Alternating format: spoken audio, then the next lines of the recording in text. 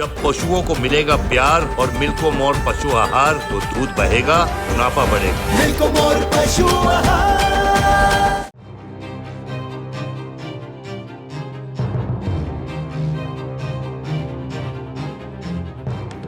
रूस और यूक्रेन में जंग जारी है।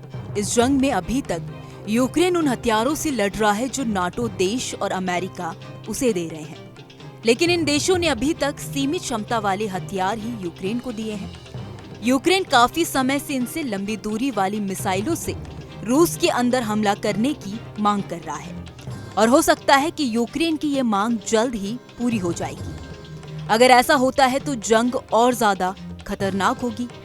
कहा जा रहा है कि यूक्रेन को जल्द ही रूस के खिलाफ ब्रह्मास्त्र के इस्तेमाल की अनुमति मिलने वाली है। अमेरिका और ब्रिटेन रूस के अंदर लक्ष्यों पर हमला करने के लिए स्टॉर्म शैडो स्काल्प मिसाइलों के इस्तेमाल पर लगे बैन को हटाने जा रहे हैं। यूक्रेन के पास पहले से ही इन हथियारों की आपूर्ति है, लेकिन उसे अपनी सीमाओं के अंदर ही लक्ष्यों पर इन्हें दागने की अनुमति दी गई है। यूक्रेन कई हफ्तों से इस बैन को हटाने की गुहार लगा रहा है ताकि वह रूस के अंदर लक्ष्यों पर निशाना लगा सके। आखिर क्या है ये स्टॉर्म शैडो मिसाइलें और इनसे युद्ध में क्या फर्क पड़ सकता है, आइए जानते हैं। स्टॉर्म शैडो एक क्रूज मिसाइल है जिसे ब्रिटेन और फ्रांस ने मिलकर तैयार किया है। फ्रांसीसी इसे स्कैल्प कहते हैं। ब्रिटेन और फ्रांस ने पहले ही यूक्रेन को ये मिसाइलें भेजी हैं, लेकिन इस शर्त के साथ कि कीव उन्हें केवल अपनी सीमाओं के अंदर ही लक्ष्यों पर दाग सकता है। 250 किलोमीटर दूरी की क्षमता तक लक्ष्य को भेज सकने वाली इस मिसाइल को विमान से लॉन्च किया जा सकता है। यह ध्वनि की रफ्तार से उड़ते हुए अपने लक्ष्य को निशाना बनाती है।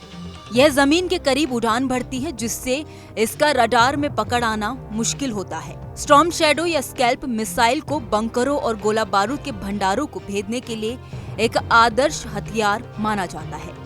एक स्कैल्प मिसाइल की कीमत $10 लाख है। यूक्रेन ने इस मिसाइल का प्रभावी ढंग से इस्तेमाल किया है। यूक्रेन ने इस मिसाइल की मदद से सेवस्तोपोल में मौजूद रूसी सेना के काला सागर मुख्यालय पर हमला किया था। एक्सपर्ट्स कहते हैं कि स्टॉर्म शैडो यूक्रेन के लिए एक प्रभावी हथियार रहा है। आपको बता दें कि यूक्रेन के शहर और अग्रिम मोर्चे रूस की ओर से प्रतिदिन बमबारी की चपेट में हैं। रूस के भीतर से रूसी विमान यूक्रेन के सैन्य ठिकानों, आवासीय इमारतों और अस्पतालों पर तबाही मचाने वाली मिसाइलें और ग्लाइड बम दागते हैं। यूक्रेन के पास अपना खुद का प्रभावी लंबी दूरी का ड्रोन कार्यक्रम है।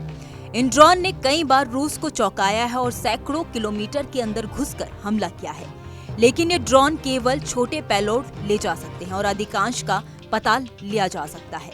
कीव का कहना है कि रूसी हमलों से निपटने के लिए उसे स्टॉर्म शैडो समेत लंबी दूरी की मिसाइलों की जरूरत है।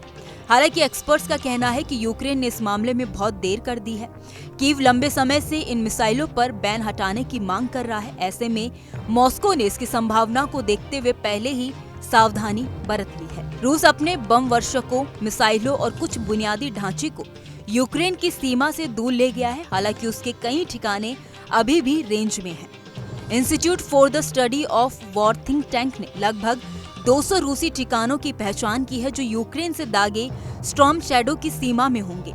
अगर अमेरिका मिसाइलों के इस्तेमाल की मंजूरी देता है तो कुछ और अड्डे भी इसकी जद में आ जाएंगे। खैर, इस खबर में इतना ही। इस खबर को लेकर आपकी क्या राय है, आप हमें कमेंट सेक्शन में जरूर बताइए। वीडियो अगर पसंद आया हो तो वीडियो को लाइक और शेयर करना ना भूलें। बाकी देश और दुनिया की तमाम बड़ी अपडेट्स के लिए देखते रहिए न्यूज नेशन का डिजिटल प्लेटफॉर्म। जब पशुओं को मिलेगा प्यार और मिल्को मोर पशु आहार तो दूध बहेगा, मुनाफा बढ़ेगा। मिल्को मोर पशु आहार। न्यूज नेशन अब व्हाट्सएप पर खबरों की ताजा अपडेट के लिए न्यूज नेशन के इस QR कोड को स्कैन करें।